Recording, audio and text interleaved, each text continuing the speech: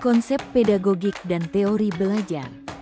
Pedagogik adalah ilmu tentang cara mendidik dan membimbing peserta didik agar berkembang secara optimal, baik dari segi pengetahuan, keterampilan, sikap, maupun kepribadian.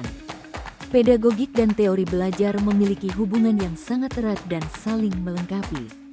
Teori belajar menjadi landasan ilmiah bagi pedagogik dalam merancang, melaksanakan, dan mengevaluasi proses pembelajaran.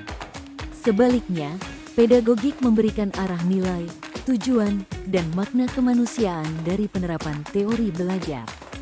Teori belajar dibagi menjadi 5 aspek, yaitu behaviorisme, kognitivisme, konstruktivisme, humanisme, dan cyberistik.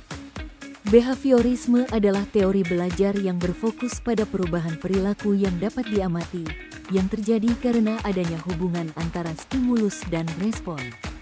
Kognitivisme adalah teori yang berfokus pada cara peserta didik berpikir, memahami, dan mengingat informasi.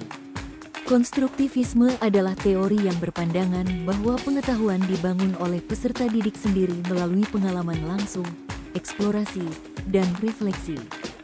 Humanisme adalah teori yang menekankan bahwa tujuan pendidikan adalah mengembangkan potensi manusia secara utuh, baik intelektual, emosional, sosial, maupun spiritual. Dan yang terakhir yaitu cyberistik.